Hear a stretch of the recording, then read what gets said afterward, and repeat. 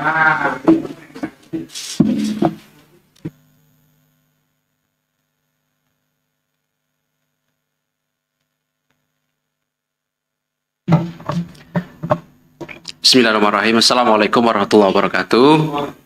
Selamat malam teman-teman semuanya. Terima kasih kehadiran pada malam hari ini. Sebagaimana tadi kami sampaikan kepada teman-teman semua bahwa malam hari ini kami akan menyampaikan perkembangan dari penanganan perkara dugaan korupsi di Kementerian Pertanian. Namun sebelumnya perlu kami sampaikan sebagaimana penanganan perkara oleh KPK, perkara yang lainnya tentu, kami mengumumkan pihak-pihak yang ditetapkan sebagai tersangka ketika proses penyidikan cukup dan kemudian dilakukan penahanan, gitu ya. Dan ini sama dengan penanganan perkara lainnya di KPK, sekali lagi. Oleh karena itu, karena ada proses-proses ketika naik pada proses penyelidikan ke penyidikan, tentu kami telah memiliki kecukupan alat bukti, gitu ya. Kemudian kami harus melakukan proses administrasi penyidikan, kemudian melakukan pemeriksaan terhadap saksi-saksi kepada tersangka, baru kemudian melakukan penahanan. Jadi ada proses lebih dahulu sesuai dengan hukum acara, dan itulah yang kami patuhi. Oleh karena itu, malam hari ini tim penyidik KPK menyatakan cukup untuk proses penyidikan, sehingga nanti kami umumkan siapa saja yang ditetapkan sebagai tersangka dalam perkara dimaksud. Hadir malam hari ini pimpinan KPK Pak Johanis Tanak dan juga pelaksana tugas Deputi Penindakan Pak Asep Guntur. Kami nanti akan sampaikan beberapa poin dari hasil proses penyelidikan sehingga kemudian naik kepada penyidikan. Sekali lagi, apa yang kemudian nanti akan dibacakan oleh pimpinan adalah poin-poin, gitu ya, dari hasil penyelidikan, begitu. Tentu tidak bisa detail karena ini kan perkara setelah dilakukan penahanan juga terus berjalan proses penyidikannya, tidak berhenti dilakukan penahanan kemudian perkara ini selesai, begitu ya. Setelahnya kami beri kesempatan kepada teman-teman seperti biasa, silahkan kita fokuskan lebih dahulu terkait dengan penanganan perkara di Kementerian Pertanian ini, karena saya yakin, karena kami yakin bahwa pertanyaan dari teman-teman begitu banyak terkait perkara yang akan diumumkan pada malam hari ini. Baik, kami silakan Pak Johanis Tanak untuk menyampaikan beberapa poin perkembangan dari perkara dugaan korupsi di Kementerian Pertanian dimaksud. Terima kasih kesempatan diberikan kepada kami. Assalamualaikum warahmatullahi wabarakatuh. Selamat malam, salam sejahtera bagi kita semua. Om Swastiastu, Namo Buddhaya, salam kebajikan. Pada hari ini, Rabu 11 Oktober 2023, kami akan menyampaikan proses penyidikan yang sedang dilaksanakan, yaitu perkara dugaan tindak pidana korupsi terkait bersama-sama menyalahgunakan kekuasaan dengan memaksa memberikan sesuatu untuk proses lelang jabatan, termasuk ikut serta dalam pengadaan barang dan jasa, disertai penerimaan gratifikasi di lingkungan Kementerian Pertanian Republik Indonesia. Dengan masuknya laporan masyarakat ke KPK yang dilengkapi dengan informasi dan data yang akurat, sehingga dapat dilanjutkan prosesnya pada tahap penyelidikan dan untuk menemukan adanya peristiwa pidana. Kemudian berproses sehingga diperoleh kecukupan alat bukti untuk dinaikkan ke tahap penyidikan dengan menetapkan dan mengumumkan tersangka sebagai berikut. 1. SYL, Menteri Pertanian Republik Indonesia, periode 2019-2024. 2. KS, Sekretaris Jenderal Kementerian Pertanian Republik Indonesia. Ketiga adalah MH, Direktur Alat dan Mesin Pertanian, Direktorat Jenderal Prasarana dan Sarana Pertanian, Kementerian Pertanian Republik Indonesia. Adapun konstruksi perkara diduga telah terjadi. Pertama, SYL menjabat sebagai Menteri Pertanian RI periode 2019 sampai 2024 di Kementerian Pertanian Republik Indonesia. Selanjutnya dalam periode kepemimpinan SYL ini selaku Menteri Pertanian, KS diangkat dan dilantik selaku Sekretaris Jenderal Kementerian Pertanian, dan MH juga diangkat dan dilantik selaku Direktur Alat dan Mesin pada Direktorat Jenderal Prasarana dan Sarana Pertanian Kementerian Pertanian RI. SEL kemudian membuat kebijakan personal kaitan adanya pungutan maupun setoran, diantaranya dari ASN internal Kementan untuk memenuhi kebutuhan pribadi termasuk keluarga intinya. SEL menginstruksikan dengan menugaskan KS dan MH melakukan penarikan sejumlah uang dari unit eselon 1 dan eselon 2 dalam bentuk penyerahan tunai, transfer rekening bank, hingga pemberian dalam bentuk barang maupun jasa. Sumber uang yang digunakan diantaranya berasal dari realisasi anggaran Kementerian Pertanian yang sudah di markup, termasuk permintaan uang pada para vendor yang mendapatkan proyek di Kementerian Pertanian.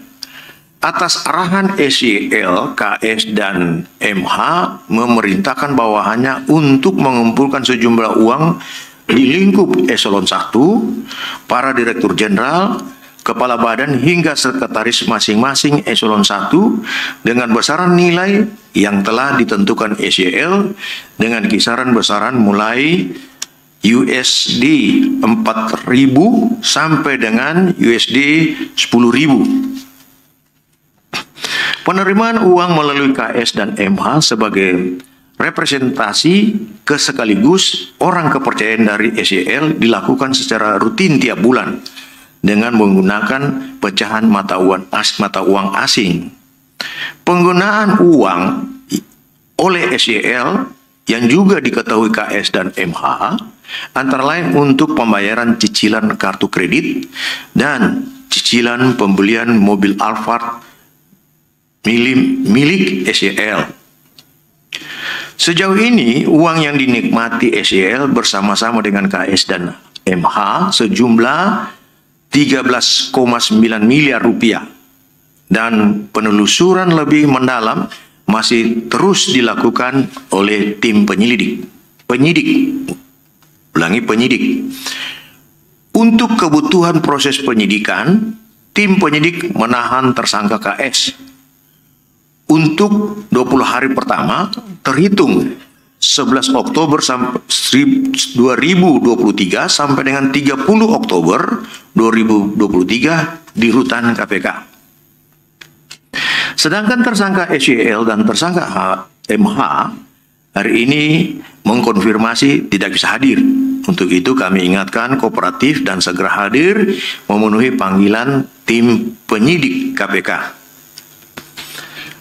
Para tersangka disangkakan melanggar pasal 12 huruf E, pasal 12 B besar Undang-Undang Republik Indonesia Nomor 31 Tahun 1999 tentang pemberantasan tindak pidana korupsi sebagaimana telah diubah dengan Undang-Undang Republik Indonesia Nomor 20 Tahun 2001 tentang perubahan atas Undang-Undang Republik Indonesia Nomor 31 Tahun 99 tentang pemberantasan tindak pidana korupsi Junto pasal 55 ayat 1 ke 1 KUHP.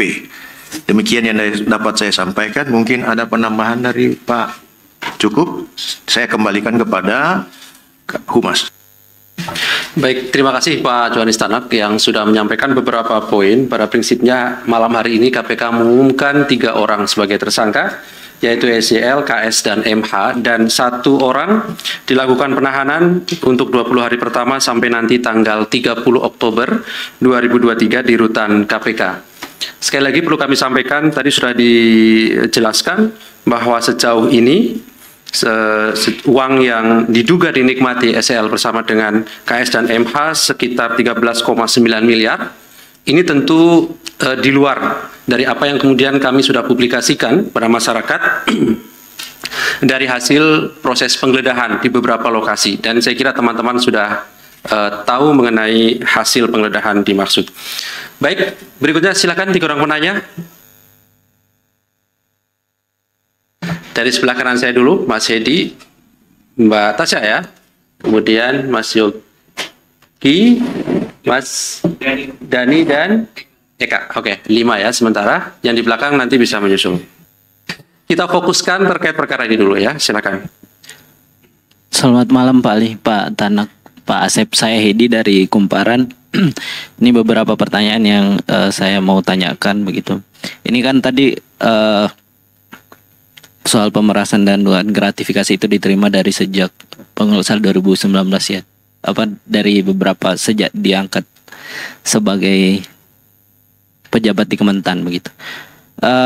Ini mau mengonfirmasi apakah benar yang setoran dari dari bawahannya itu masih mengalir ke SYL dan kawan-kawan ini saat yang bersangkutan masih di Eropa beberapa minggu yang lalu. Itu yang pertama. Terus ini untuk menjelaskan aja, sebenarnya kasus Kementan ini diterima Dumas KPK itu sejak kapan? Itu bulan berapa dan tahun berapa begitu? Pertanyaan selanjutnya yang soal ini kan beberapa yang isu-isu terendus juga belakangan itu yang soal penggunaan private jet oleh SYL begitu. Ini apa dalam kasus ini bagaimana kedudukannya begitu? Bisa dijelasin mungkin. Kan soal yang Alphard tadi juga dijelasin disinggung begitu. Nah ini yang terakhir, ini kan kalau tadi didengar soal konstruksinya itu kan pemerasannya itu berupa bentuknya piramida. Jadi dari eselon 1 ke 2 ke 3 gitu. Dan beberapa laporan teman-teman juga akhirnya berdampak pada markup proyek-proyek segala macam dan ini. Nah, pertanyaannya kemudian ini kan di Kementerian Pertanian kan beberapa proyek juga jadi semacam proyek besar lah dan jadi termasuk yang food estate itu. Nah, apakah ini juga akan didalami KPK? Maksudnya proyek-proyeknya itu akan jadi objek pendalaman juga atau tidak? Terima kasih Mas Hedi. Belakang ya Mbak Tasya ya.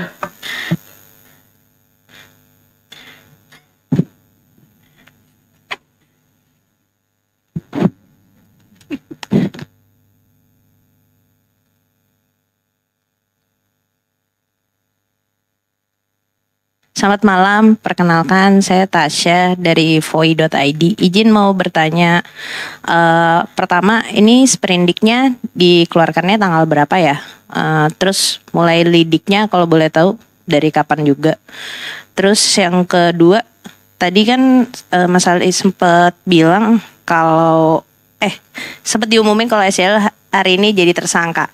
Nah sementara kemarin pemanggilannya dia hari ini sebagai saksi tapi disebutnya sebagai tersangka gitu. Apakah memang bisa dipanggil dalam dua kapasitas gitu? Ini untuk pengetahuan aja sih. Terus yang ketiga, SYL kan dari Nasdem ya. Nah, apakah ada aliran uang yang masuk ke Nasdem atau kan ada TPPU juga tuh. Nah, itu udah ketahuan belum sih buat apa aja? Apakah buat pembelian sapi kurban atau ada pembelian jam tangan mewah ke pihak lain gitu misalnya? Itu aja, terima kasih.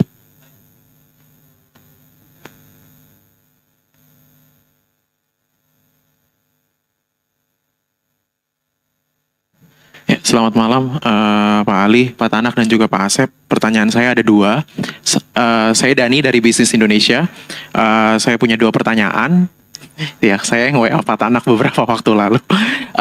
Pertanyaan saya pertama itu masih terkait dengan pertanyaan Mbak Tasya, itu terkait dengan TPPU-nya. Itu soalnya tadi mungkin belum ada ya di konstruksi perkaranya. Mungkin masih ya, oke. Mungkin bisa kalau misalkan sudah bisa diterangkan apakah ini TPPU-nya itu pelakunya apakah dari 3 tersangka ini apa hanya asumsi saya saja sih Pak ya, apakah hanya SEL saja gitu, karena memang dia kan tadi sudah dijelaskan juga dengan Hedi juga ini bentuknya seperti piramida gitu ya. Terus yang kedua itu tadi disebutkan ada dugaan markup gitu ya. Nah ini kan beberapa kali setidaknya kalau saya catat dalam 2 bulan ini kayaknya sudah ada kasus yang menyebutkan ada dugaan keterlibatan oknum BPK. Nah, kalau misalkan sudah ada dugaan markup seperti ini, anggaran dari realisasi anggaran seperti itu, apakah sudah tercium dugaan keterlibatan oknum BPK? Terima kasih.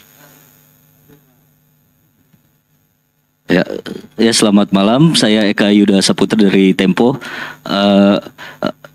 Pak, ini kan kalau misalnya promosi jabatan itu di kementerian itu kan ada panitia seleksi dan panitia seleksi jabatan. Nah, apakah tersangka ini juga bersekongkol dengan panitia untuk mempromosikan jabatan? Terus kedua,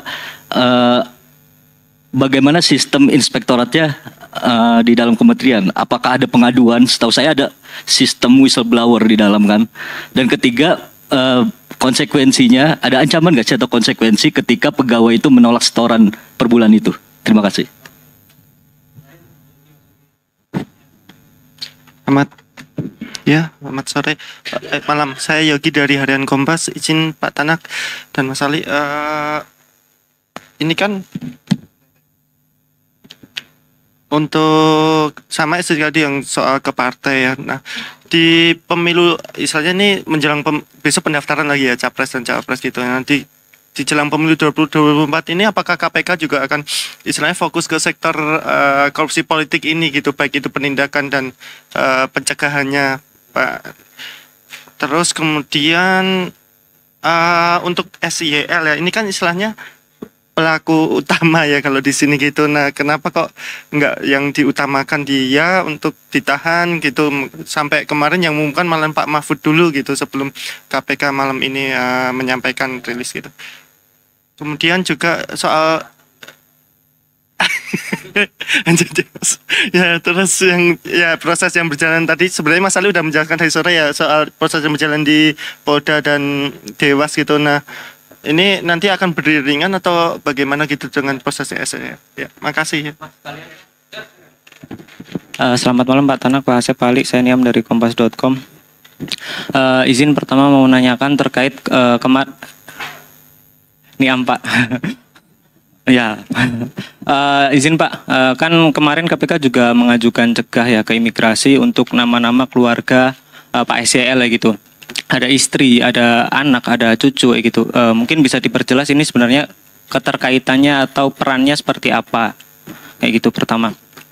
Kedua, mau nanya soal, pengen clear aja, kemarin beberapa waktu lalu kebetulan di Kompas TV mantan Wakil Ketua KPK Pak Saud bilang kalau ada jarak yang lama antara ekspos pertama kasus ini yang informasinya itu digelar pada 13 Juni. Sementara sprindik itu baru ditandatangani pada 26 September kemarin ya gitu.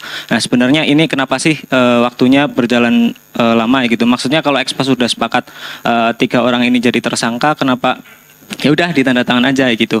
Ya mungkin penjelasannya kayak gitu karena ini kan berbenturan dengan isu dugaan pemerasan yang ada di Polda. Terima kasih. Baik, ada.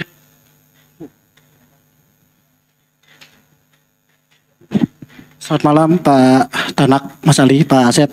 Saya Asep dari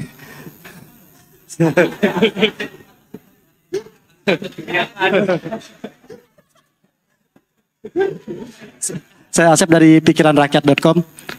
Iya, izin Pak, masih dalam konteks kasus ini. Belum lama ini kan pihak Polda Metro Jaya menyatakan sudah menaikkan status hukum penanganan perkara dugaan pemerasan pimpinan KPK ke tingkat penyidikan. Ada satu alat bukti yang sudah dikantongi Polda Metro Jaya, yaitu foto Pak FB dan SYL yang belakang ini beredar. Itu bagaimana tanggapannya? Satu itu aja dulu, Mas. Terima kasih. Baik, cukup ya teman-teman. Ya, ada, silakan. Masih terkait dengan perkara ini ya. Ini. Selamat malam semuanya. Perkenalkan saya Yaumal Bukan Pak, ada 3 dong. Ya Umal Pak dari suara.com. Tadi saya juga sudah tanyakan ke Pak Ali soal pertanyaan saya. Jadi Indonesia Corruption Watch meminta untuk Ketua KPK Pak Firly Bahuri tidak dilibatkan dalam pengusutan kasus korupsi yang menyeret nama mantan-mantan dan 2 orang lainnya itu. Jadi saya pengen minta pandangan langsung dari Pak Asep dan juga Pak Tanak juga soal permintaan dari Dewas KPK itu permintaan dari ICW itu untuk menghindari konflik kepentingan, karena kan di KPK ada kasus korupsinya di Kementan dan di Polda itu ada kasus dugaan pemerasan yang dilakukan oleh pimpinan. Terus juga pertanyaan saya juga ini kan dalam bukan beberapa waktu terakhir, bahkan tiap bulan tiap selalu aja ada persoalan yang terjadi di KPK. Pak Tanak juga sempat terseret walaupun akhirnya pada sidang Dewas KPK menyatakan tidak terbukti dalam beberapa dugaan pelanggaran etik gitu. Tapi bagi pimpinan dan juga Pak Asep, apa sih sebenarnya peristiwa ini? Apakah ini adalah sebuah pelemahan kepada KPK sendiri, memaknai mulai dari Pak Firly diduga melakukan pemerasan dan sebagainya? Bagaimana pimpinan KPK memaknai persoalan ini gitu? Apakah ini KPK emang sakit di dalamnya atau bagaimana sebenarnya KPK memaknai ini? Apakah cuma sekedar angin berhembus atau bagaimana? Terima kasih. Oke, baik. Terima kasih teman-teman. Cukup ya? Cukup. Masih ada? Ya, masih perkara ini Mas ya? Selamat malam, perkenalkan saya Ahmad Satrio dari kantor berita politik Ermol. Mungkin tadi disebutkan Mas terkait dengan konstruksi perkara juga sudah dijelaskan. Ini aku mau coba untuk mendalami aja terkait dengan konstruksi perkaranya. Kira-kira dari KPK sendiri apakah akan ikut mengusut kira-kira pihak-pihak lain yang memang terlibat, karena informasi dari penelusuran kami redaksi itu juga terdapat anaknya SYL itu yang memang ikut dalam pengadaan barang di Kementan. Itu pertama. Yang kedua, lagi-lagi informasi yang didapat oleh redaksi juga menyebutkan spesifik terkait dengan aliran dana SYL dalam kasus ini itu juga terkait dengan biaya politik dalam pemenangan Pilpres 2024, karena melihat dari tempo waktu penetapan tersangkanya Pak SYL di 29 September, sebelumnya itu ada kunjungan dari Capres Anies Baswedan pada tanggal 24 September ini, menarik mungkin untuk juga didalami oleh KPK. Mungkin itu dari saya. Terima kasih Mas Ali. Assalamualaikum warahmatullahi wabarakatuh. Waalaikumsalam. Terima kasih Mas Satrio. Terakhir ya saya kira ya, sudah ya? Cukup. Oke. Tadi kalau Mbak Tasya tadi sudah dijelaskan sebenarnya Mbak Tasya ya, terkait teknis ya, bagaimana kemudian seorang tersangka bisa dipanggil sebagai saksi, tapi untuk menjadi saksi dari perkara yang lain itu boleh gitu ya. Termasuk kemudian kami update tadi bahwa hari ini ternyata juga KPK memanggil 3 orang ini sebagai tersangka. Itu persoalan teknis penanganan perkara ya. Baik, terima kasih respon dan pertanyaan dari teman-teman. Kami silahkan Pak JT dan bila ada tambahan dari Pak Asep untuk merespon pertanyaan dari rekan-rekan semuanya. Silakan Pak. Baik, terima kasih atas pertanyaan teman-teman. Saya tidak sendiri di sini, ada Pak PLT Deputi Penindakan dan Eksekusi, Asep, yang juga adalah Direktur Penyidikan. Terkait dengan pertanyaan Mas Edi dari Kumparan, apakah masih berlangsung penerimaan dari pegawai? Kemudian kapan laporan pengaduan mengenai private jet digunakan, kemudian pemerasan di internal dan markup. Apa yang dipertanyakan ini semua sedang didalami lagi, karena penyelidikan maupun penyidikan yang saat ini dilakukan tentunya untuk mencari bukti, yang dengan bukti itu memperkuat dan menentukan nanti siapa yang tersangka, dan kita sudah menetapkan siapa tersangka, dan nanti kita akan masih dalami lagi hal-hal yang diperlukan untuk lagi memperkuat adanya bukti-bukti supaya setiap unsur dalam dakwaan yang didakwakan sebagaimana yang telah kami bacakan tadi itu dapat dipertanggungjawabkan pada proses persidangan nantinya. Kira-kira seperti begitu jawabannya. Sedangkan Mbak Tasya, sprint lead kapan, brindik kapan, sebagai saksi dan sebagai tersangka, apakah ada aliran dana ke Nasdem, apakah ada penelitian apa ya? Kalau sprint lead dan sprindik itu nanti Pak Asep lihat kembali kapan. Saya tidak ingat juga, tapi nanti dijelaskan Pak Asep. Apakah ada kok dipanggil semua sudah tersangka, tapi kemudian satu kemudian dipanggil sebagai saksi, satu dipanggil sebagai saksi lagi, padahal sudah semua tersangka. Itu adalah bagian dari teknik penyidikan. Ketika semua tersangka, tetapi ketika saya memerlukan beliau ini untuk didengarkan sebagai saksi, maka tidak mungkin saya panggil beliau sebagai tersangka, tapi sebagai saksi untuk didengarkan menguatkan tersangka yang ini. Nah, jadi dalam konteks mana beliau itu dipanggil sebagai saksi, dalam konteks mana beliau yang satu lagi dipanggil sebagai tersangka. Jadi kalau si A dipanggil sebagai saksi, itu akan menguatkan keberadaan perkara ini untuk si B sebagai tersangka dan sebaliknya. Saya kira sudah dapat dimengerti ini ya. Ini lebih dikenal dalam istilah untuk lebih mendalami lagi proses pemeriksaan. Sedangkan apakah ada aliran dana ke Nasdem, itu nanti masih didalami lagi ya. Dari Bisnis Indonesia, TPPU saat pemeriksaan lebih lanjut antara SDL, kemudian dugaan markup. Ini juga masih tetap kita, karena ini kan baru pemeriksaan yang awal, kemudian menetapkan tersangka. Nanti akan didalami terus, karena tidak mungkin penyidik itu akan menyerahkan berkas perkara kepada penuntut umum kalau dokumen belum lengkap.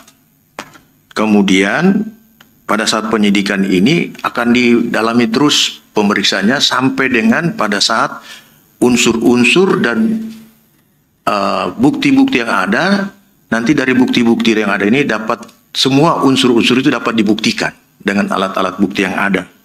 Nah ini kami juga masih dalamin ini. Kami masih memproses apakah ini suatu peristiwa pidana. Oh ya ini peristiwa pidana. Kemudian ini setelah kita dapat peristiwa pidana, ini cukup bukti siapa nanti yang jadi tersangka. Nah inilah kita kemudian sudah mendapatkan bukti siapa yang memang tepat jadi tersangka dan kuat. Nah, ini yang nantinya pada saat proses lebih lanjut kita akan mendalami lagi. Tim penyidik yang dipimpin oleh Pak Asep selaku deputi dan selaku direktur penyidik akan mendalami lagi. Sedangkan dari Bisnis Indonesia ini sama ya. Sekarang dari Mas Eka Yuda dari Tempo, apakah panitia bersekongkol dengan ISL? Kemudian kalau masalah persekongkolan juga ini panitia bersekongkol atau tidak dengan SYL, yang jelas ada temuan, ya kan? Nah temuannya ini akan didalamin. Ya, seperti saya sampaikan sudah kami bacakan tadi, ada tentang hal itu, tetapi masih didalamin lagi, masih ada proses-proses pemeriksaan. Kemudian Mas Yogi dari Kompas, fokus ke kegiatan pemilu. Kalau terkait dengan pemilu, ya itu tiada hubungan. Tetapi kalau pemilu ini kami tetap koordinasi dengan Bawaslu maupun Komisi Pemilihan Umum menyampaikan hal-hal supaya hal-hal yang terkait dengan korupsi itu dihindari. Nah, ini kami melakukan kerjasama upaya pencegahan. Kenapa Pak Mahfud duluan mengumumkan. Ya, kita kan tidak bisa melarang orang untuk berbicara. Silakan, tetapi kita sebagai pihak yang berkepentingan tentunya yang lebih tahu kapan momen yang tepat untuk kita umumkan. Sehingga tidak ada kekeliruan kita dalam menjalankan tugas yang dibebankan kepada kita dalam penanganan korupsi ini. Karena kalau orang lain berbicara tidak ada konsekuensinya, kalau kami berbicara tentunya ada konsekuensi hukumnya. Sehingga kami harus juga hati-hati dalam mengungkapkan apa yang kita harus sampaikan kepada media atau kepada massa, kepada masyarakat. Kemudian Mas Nian dari Kompas, nama keluarga SYL, gimana peran terkaitannya menurut saudara Saud dan sebagainya. Kalau mengenai nama keluarga, tentunya ini juga akan didalamin. Siapapun yang diduga melakukan tindak pidana korupsi, tentunya diproses. Di sini juga sudah ada punya pengalaman. Ada bapaknya dulu sebagai bupati, kemudian diproses, anaknya juga diproses. Di sini juga ada suami istri, sudah pernah ada suami istri, kemudian diproses juga. Jadi kita tidak melihat ini keluarga atau bukan keluarga. Yang jelas siapa yang melakukan perbuatan tindak pidana korupsi pasti diproses. Sepanjang cukup bukti untuk memenuhi unsur-unsur pasal yang akan disangkakan. Kemudian menurut Pak Saud, sprint lead lama sampai tahap lead dan seterusnya. Itu tidak boleh juga kita kemudian gegabah untuk mengatakan seperti begitu. Kami silakan, siapapun silakan mengatakan seperti begitu. Tapi kami tentunya bekerja hati-hati. Karena menetapkan seseorang tersangka yang tidak cukup bukti, itu berdampak juga baik dalam selaku pribadi, negara, dan kepada Tuhan. Jadi kita pun melakukan tugas ini tentunya dengan suatu bukti yang cukup. Karena berbicara hukum, penegakan hukum harus disertaikan dengan bukti yang cukup. Tidak bisa kita mau asal-asal berbicara saja. Dan kita tidak perlu ikut-ikut orang yang kontra. Itu silakan mereka berbicara dan itu hak mereka. Tentunya kita tidak mau mengikuti sesuatu yang menurut kami dalam pelaksanaan tugas kamilah yang lebih tahu, bukan mereka di luar yang lebih tahu. Kemudian Pak Asep, pikiranrakyat.com, menaikkan tahap ke penyidikan terkait dengan foto. Foto itu Mas ya? Iya. Ya, kalau masalah foto kan masalah menaikkan penyidikan atau tidak penyidikan, itu hak dari pihak penyidik di Polda.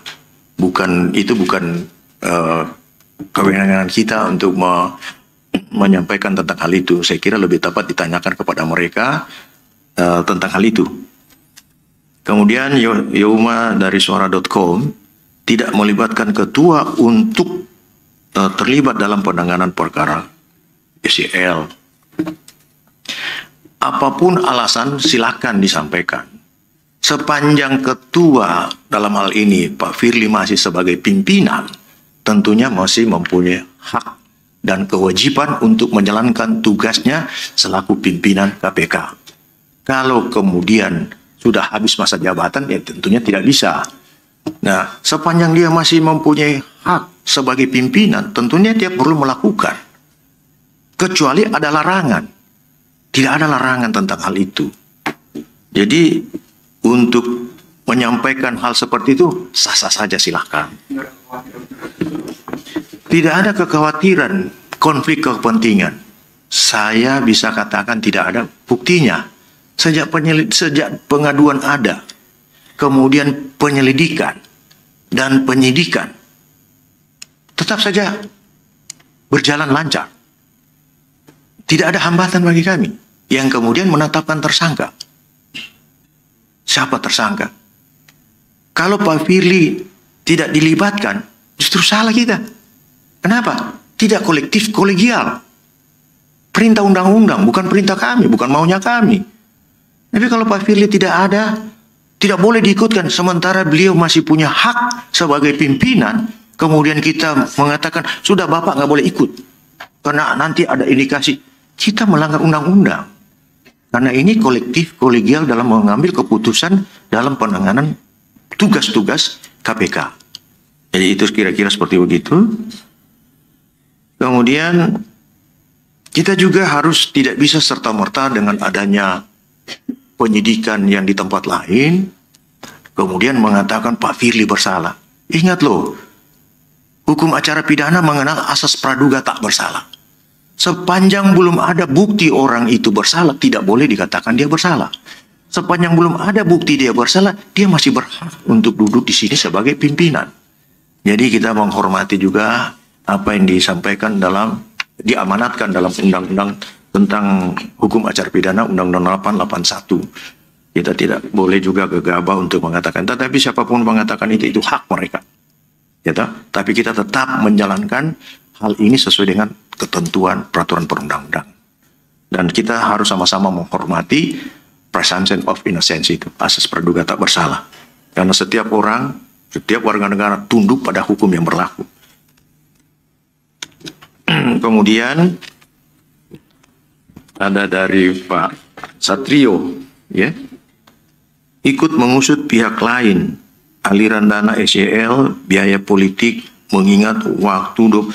Jadi kalau berkaitan dengan biaya politik, kami tidak ikut sampai masuk ke dalam, bukan urusan kami itu, tetapi kami tetap melakukan penyidikan, menelusuri semua aset-aset atau kekayaan yang bersumber dari kekayaan negara yang diambil, yang kemudian nantinya kita sita. Kepada siapapun aliran dana itu mengalir, itu dan kita dapatkan satu bukti, maka tentunya kita akan mengambil sikap upaya paksa hukum berupa penyitaan.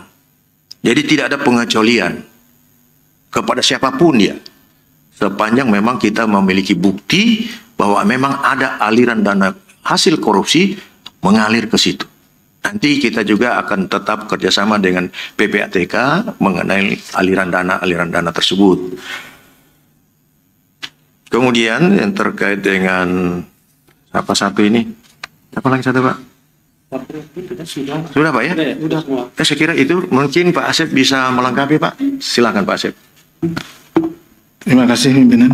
Ini diborong sama Pak Yohanes Tanak, rekan-rekan. Jadi hampir nggak kebagian sih. Cuma satu kayaknya.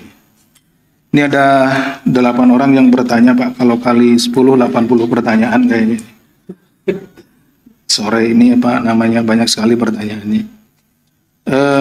Hanya tadi Kang Asep aja yang cuma satu pertanyaan, sepertinya malu karena sama namanya sama saya gitu. Hanya nggak banyak, enak hati mau tanya banyak. Hanya satu atau dua kayaknya yang disisakan buat saya Pak. Ini yang pertama terkait sprint, kapan sprint lidik maupun sprint dik perkara ini. Ini dari Mbak Tasya. Untuk sprint lidiknya tanggal 5 Januari tahun 2023. Kemudian naik ke penyidikannya tanggal 26 September 2023. Ini jadi naik sprint lidik itu ada proses penyelidikan sampai dengan naik ke penyidikan, ya Pak ya. Kemudian yang perlu juga saya tambahkan terkait dengan kenapa sih KPK kok baru mengumumkan sekarang? Tadi ada yang bilang bahkan walaupun sudah disampaikan oleh beliau, ada pihak di luar malah yang sudah menyatakan gitu. Rekan-rekan perlu ketahui bahwa ketika dinyatakan naik penyidikan perkara di KPK itu pasti sudah ada tersangkanya. Sejauh ini seperti itu. Itu agak berbeda dengan yang ada di aparat penegak hukum lainnya, gitu ya. Walaupun ini juga sedang kita bicarakan ya Pak ya, sedang kita bicarakan. Artinya apabila misalkan apalagi sudah melakukan upaya paksa, penggeledahan dan lain-lainnya, kan rekan-rekan tahunya ada penggeledahan kan tanggal 28 ya, hari Kamis ada penggeledahan. Berarti itu sudah upaya paksa, sudah tahap penyidikan, berarti sudah ada tersangkanya. Gitu. Jadi bisa saja yang bersangkutan tahu siapa yang sudah jadi tersangka itu dari surat panggilan kami. Karena di surat panggilan pasti dijelaskan. Jelaskan di situ perkaranya apa, kemudian siapa tersangkanya. Bisa dari situ. Surat panggilan kan bisa diterima sama yang dipanggil. Kemudian kami juga punya kewajiban setelah naik penyidikan paling lambat 7 hari itu harus menyampaikan SPDP. Nah, surat perintah dimulainya penyidikan kepada para tersangka. Itu juga surat keluar dari kami yang isinya menyatakan siapa saja tersangka di situ. Jadi bisa dari situ. Itu seperti itu banyak. Kemudian juga kita melakukan upaya paksa penggeledahan. Ada surat perintah penggeledahan dan lain-lain. Itu juga ada uraiannya. Jadi bisa diketahui dari situ. Kemudian rekan-rekan juga pasti sudah paham bahwa kapan KPK itu akan mengumumkan. Walaupun misalkan sprindiknya naik kapan, tapi diumumkan secara resminya adalah ketika akan melakukan penahanan. Gitu. Siapa tersangkanya. Jadi supaya tidak jadi rancu, nah seperti itu gitu. Itu rumusnya atau patternnya yang ada di KPK. Jadi rekan-rekan mesti pahami seperti itu. Itu mungkin Mas Ali yang bisa kami tambahkan. Terima kasih.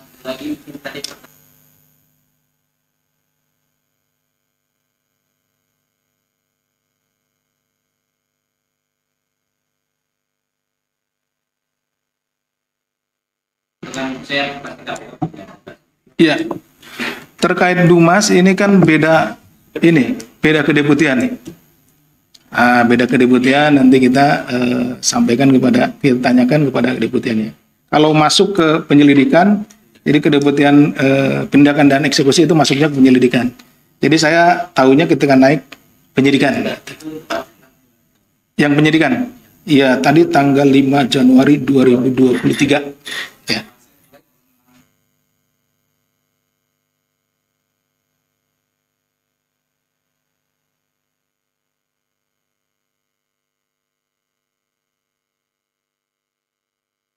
Baik, saya kira cukup teman-teman. Terima kasih kehadiran pada malam hari ini. Terima kasih Pak JT, Pak Asep yang turut hadir bersama kita. Kami akhiri. Assalamualaikum warahmatullahi wabarakatuh.